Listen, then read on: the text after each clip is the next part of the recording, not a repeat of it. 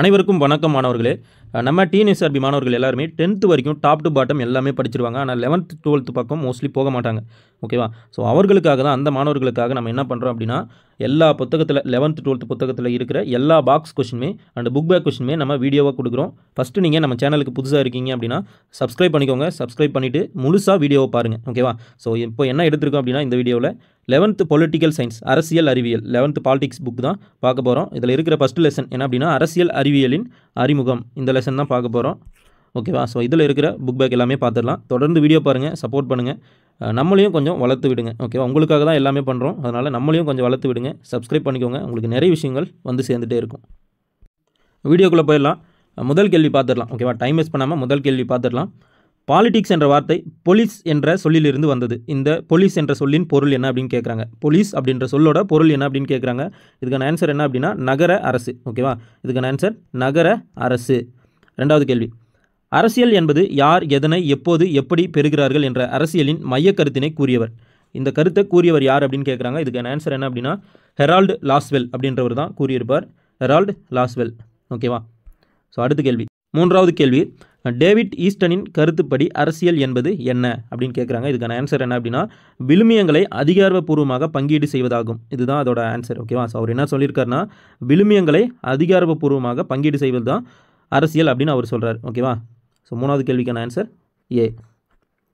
நாலாவது கேள்வி, இந்திய அளவில் மிக பழமையான அரசியல் சிந்தனையாளர் என யாரை கூறலாம். இந்திய அளவில் மிக பழமையான அரசியல் சிந்தனையாளர் என யாரை கூறலாம் அப்படின்னு கேட்குறாங்க. ஸோ இதுக்கான ஆன்சர் என்ன அப்படின்னா, கௌடில்யர் மற்றும் திருவள்ளுவர். ஓகேவா? கௌடில்யர் மற்றும் திருவள்ளுவர். அந்த கௌடில்யர்னு கொடுத்துருக்காங்க இல்லையா, இது கொஞ்சம் டிஃப்ரெண்ட்டாக இருக்குது உங்களுக்கு. சாணக்கியர் அப்படின்னு சொன்னால் தெரியும். ஓகேவா? இவரோட நூல் என்ன அப்படின்னா அர்த்த சாஸ்திரம். கௌடில்யரோட நூல் என்னன்னா அர்த்த சாஸ்திரம். ஓகேவா?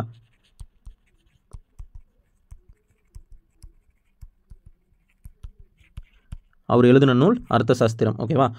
மற்றும் திருவள்ளுவர். உங்களுக்கு தெரிஞ்சிருக்கும் திருவள்ளுவர் என்ன நூல் எழுதியிருக்கார் அப்படின்னு சொல்லிட்டு, திருக்குறள் அப்படின்ற நூல். அதோட பல பெயர்கள் இருக்குது. ஸோ அதெல்லாமே தெரிஞ்சு வச்சுக்கோங்க. அடுத்த கேள்வி போயிடலாம். சட்ட அங்கீகாரம் என்ற சொல் கருத்தாக்கத்துடன் தொடர்புடையது.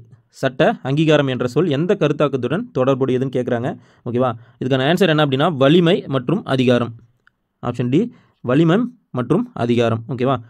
அடுத்த கேள்வி, அதிகாரம் அதிகாரத்தை ஈன்றெடுக்கிறது என்றும் அதுவே உயர்குடி இனவாதத்தின் மைய கருத்தாக விளங்குகிறது என்று கூறியவர். அதிகாரம் அதிகாரத்தை ஈன்றெடுக்கிறது என்றும் அதுவே உயர்குடி இனவாதத்தின் மைய கருத்தாக விளங்குகிறது என்றும் கூறியவர் யாருன்னு கேட்குறாங்க. ஆறாவது கேள்விக்கான ஆன்சர் என்ன அப்படின்னா, ராபர்ட் மிட்செல்ஸ். இவர் தான் கூறியிருப்பார். ராபர்ட் மிட்செல்ஸ். ஆப்ஷன் ஆ, ராபர்ட் மிட்செல்ஸ். ஓகேவா?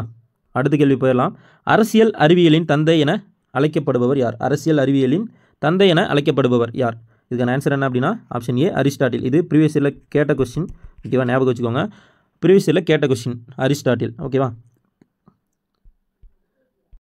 அடுத்த கேள்வி பார்க்கலாம்.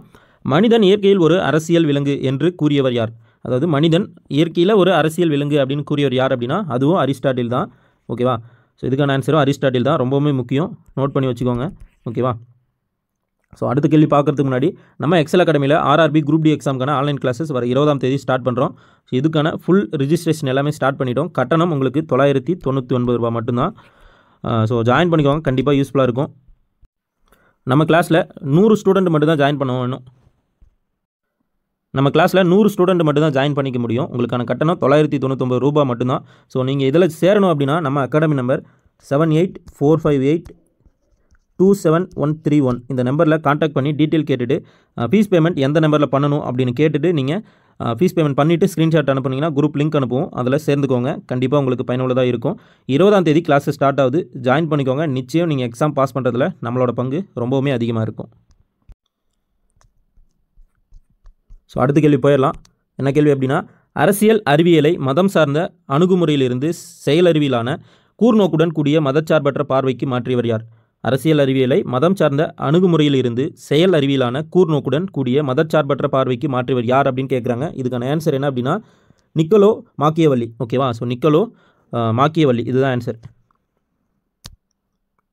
Nicolas Machiavelli.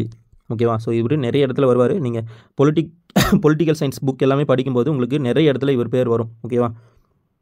ஸோ கடைசி கேள்வி பார்த்துலாமா. கடைசி கேள்வி பார்த்துடலாம்.